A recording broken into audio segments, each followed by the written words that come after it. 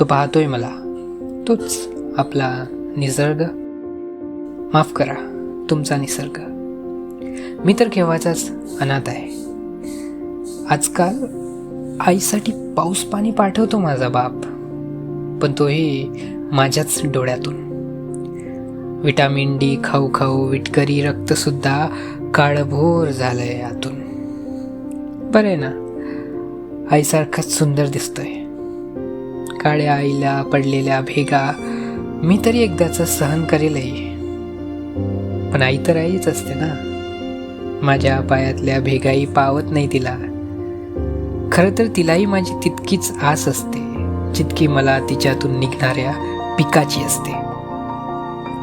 पण तीही आपलं मायपण जपत डोक्यावरून हात फिरवत हळूच म्हणते, पैसे हवेत काय बाळा तुला, काळजी नको करू, विक मला. पण तिला काय ठाऊक की तिचा बाळ आता प्रॅक्टिकल झालाय. खरं तर असले शब्द त्या अडाणीला कुठं कळणार. मग एक भावनेचा बाजार चालू होतो, तोच बाजार जिथून लहानपणी आई मला संस्काराची खेळणी आणून द्यायची. पण आज त्याच बाजारात काही खरेदी करण्यासाठी नव्हे तर तिचाच सौदा करायला निघालो मी. आणि तिला विकत असताना काळजावर स्टँडर्ड असा दगड ठेवलाय, दी वेल सेटल्ड लाईफ नावाचा. तिच्या हसऱ्या विनोदाला सत्याचं रूप मिळेल हे तिलाही माहीत नसेल कदाचित. आकार पोटाचा लहानच होता, मनाचा नाही. मनाची खुराक म्हणजे ताटभर जेवण पुरेसं नाही.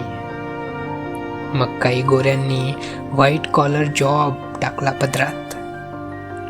खरं तर या काळपटाला वाटलं की पांढरं होण्याची संधीच मिळाली की काय.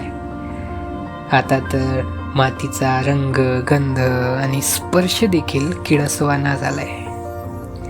बिर्ला पुट्टी लावलेल्या 4 भिंतीत स्वर्गच जाणवत होता.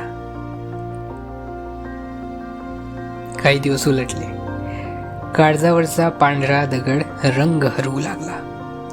रंगासोबतच चेहऱ्यावरचं तेज सुद्धा पडून गेलं. पावलं मोजत मोजत जीव रोज घरी येऊ लागला. चालता चालता 2 घास खाण्याचीही वेळ रस्त्यातच सांडून गेली. समाधानाची पहाट उगवेनासी झाली. मनाचे पोट भरण्यास निघालेला वाटसरू पोटाची खरीखुरी भूक सुद्धा गमावून बसला. मग एकच आठवते, काळी माती.